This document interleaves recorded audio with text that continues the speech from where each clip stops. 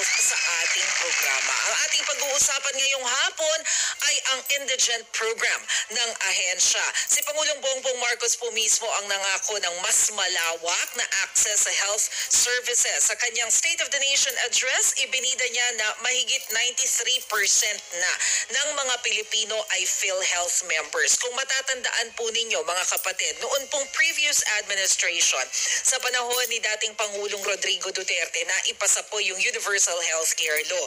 At base nga po dito sa batas na ito, kailangan lahat ng mga Pilipino, lahat ng mga nakatira dito sa ating bansa miyembro ng PhilHealth. Ito po kasi yung ating paraan para kahit papaano maibsan yung bigat po na pwedeng pasanin kapag ka ang isang tao na-ospital. Masakit sa ulo yan kasi alam naman po nating lahat na kahit na nagsusumikap pa yung isang tao, kahit nakayod ka ng kayod para kumita ng maayos para sa pamilya mo, kapag ang naging problema na humamon sa isang pamilya, may kinalaman po sa kalusugan, ay nako, sinasabi ko na, alam nating lahat na napakasakit niyan sa ulo, lalo na yung ibang mga uri ng sakit na talaga namang nangangailangan ng mayat-mayang pagbalik sa ospital. Yung continuous treatment na sinasabi nga po natin, abay mantakin mo yung halimbawa, wag naman pag yung nakasama po natin sa pamilya, yung mga mahal natin sa buhay, naharap po sa isang malubhang sakit.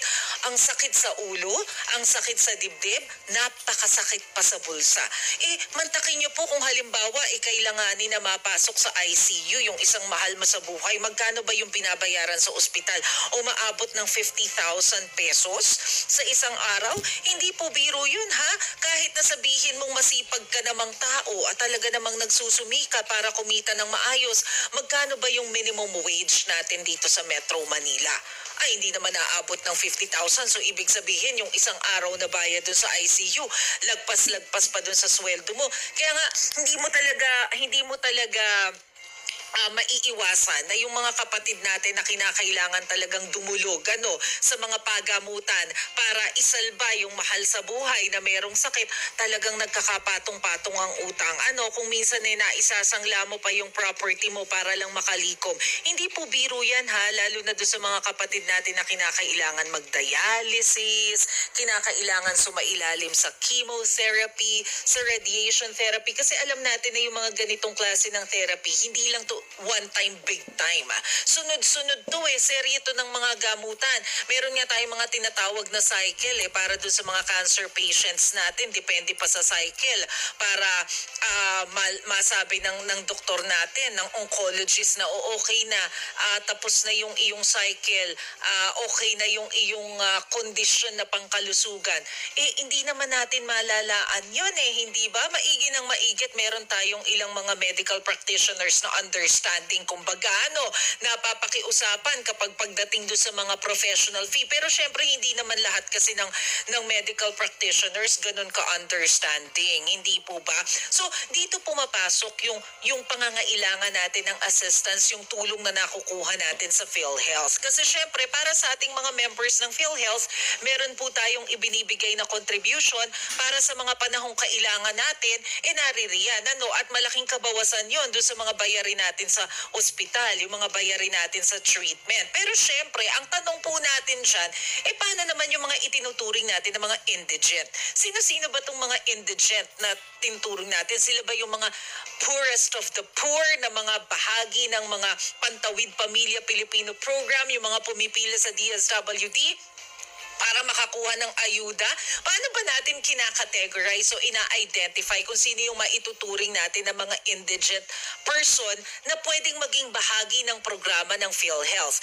And kung sila ay itinuturing na indigent, anong ibig sabihin nun? Ibig bang sabihin ito, pwede silang makakuha ng benepisyo mula sa PhilHealth kahit hindi sila nagko-contribute? Kasi tayo mga members ng PhilHealth, of course, nagko-contribute tayo. At dito nga kinukuha ng ahensya ahensya yung pondo nila para magamit din kapag nangangailangan tayo ng tulong pampaospital, pampagamot.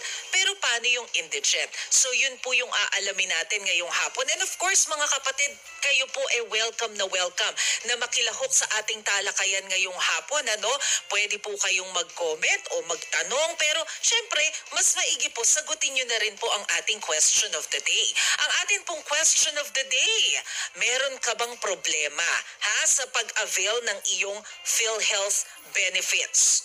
Kung meron kang problema, ano yung problema mo sa pag-avail ng iyong PhilHealth benefits? Kung kayo po merong gustong i-share o nais idulog, comment lang po sa ating live stream. Pwede ring tumawag sa ating tanungan hotlines 8631-5788 o di po kaya ay 8631-6674. So mga kapatid, antabayanan po namin yung inyong mga comments at yung inyong mga questions sa atin pong Facebook account ng Radyo 5. Pwede rin po kayong mag-comment sa page ni Cheryl Cosip. So mamaya po, tatalakayin po natin ang mga usaping yan. Pero for now, pansamantala lang po kaming magbe-break. Kaunting-kaunti lang, magbabalik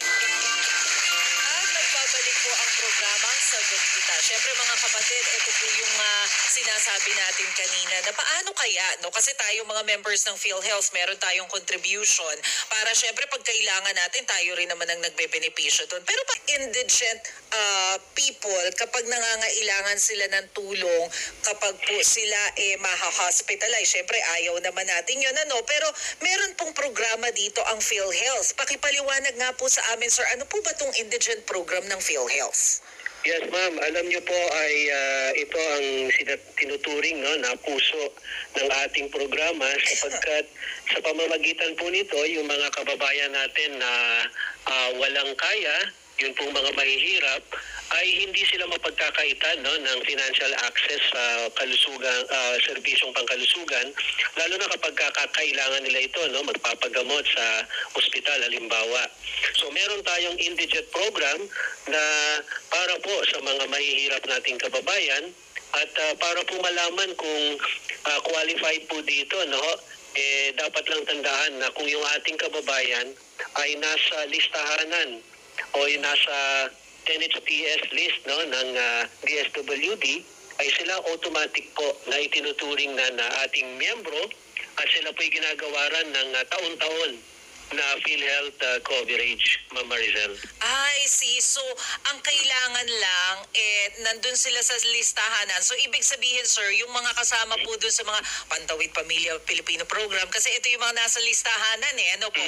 Yun, kailangan pa ba nilang mag-submit ng mga documents just so ma-confirm sa PhilHealth na part sila ng indigent program? Or paano po ba yun? Ay hindi na, Ma'am Maricel, para sa kanila ay napakadali, automatic yung kanilang membership sapagkat yun pong listahanan, yung kumpletong listahan ng mga mahihirap nating kababayan na nasa listahan po ng DSWD ay tiniturn over po sa atin yan ng DSWD. At ito po ang ating nagiging basis sa pag-enroll at pagre-rehistro ng mga indigents sa PhilHealth program. So wala na silang dapat ipag-alala pa basta sila ay nasa listahanan, kampante na sila dapat dahil automatic ay meron silang PhilHealth coverage. Pero paano, sir, kung halimbawa hindi sila kasama dun sa listahanan na hawak ng DSWD but they feel na dapat kasama sila dun sa programa? For example, bago gawin yung listahanan, baka meron pa silang source of income but eventually baka nawalan na sila ng trabaho, naapektuhan sila ng pandemya, o mga ganun, sir. Paano sila magiging bahagi? Well, tama po kayo dyan, ma'am, sapagkat yung listahan talaga ay pwedeng, nung nabuo yung listahan, ay hindi pa sila na-survey. At meron naman mga pagkakataon, Ma'am Maricel, posible na may mga kababayan tayo na talagang qualified pero siguro for some reasons hindi sila naabot doon sa enumeration o sa paglilista. So, ang atin lamang po may papayo po sa mga kababayan natin na kung talagang feeling sa tingin nila sila ay qualified na maging indigent member, ay mangyari lamang po na makipag-ugnayan sa DSWD Nang sa gayon, sila po ay ma-assess, no? At kung sila ay ma-assess naman as indigent, may proseso po ang DSWD para sila ay maisama sa listahanan. Ngayon, pero syempre may proseso yan, Ma'am Maricel, ano? At may pwedeng magkaroon ng maghihintay sila ng kaunting panahon bago sila mailista. Meron tayong mekanismo ngayon, Ma'am Maricel, na kapag yung kababayan natin talagang walang kakayanan po na magbayad ng kanilang PhilHealth contribution, ay meron silang option, no, na sila po ay mag-report sa local social welfare officer po nila, yan ay nasa mga LGU, at sila po ay magpa-assess. Kung sila po ay ma-assess na wala talagang kakayanan, sila po ay i-issuehan ng Certificate of Indigency. At itong Certificate of Indigency ay isubmit lamang po sa alinmang tanggapan ng PhilHealth, at ito naman po magiging basihan namin sa PhilHealth para sila po ay irehistro as indirect contributor, financially incapable. So, yung pong mga malilista as indirect contributor, financially incapable, ay sinasubmit namin ito sa national government, at yung kanilang premium contribution ay babayaran po ng national government. Ngayon, for the current year, kapag nasunod nila yung proseso na ito, ay covered na po sila ng PhilHealth. No? Hindi sila magbabayad, gawa nga ng hindi nila kayang magbayad, national government magbabayad po sa kanila. So yan po ang kasalukuyang mekanismo.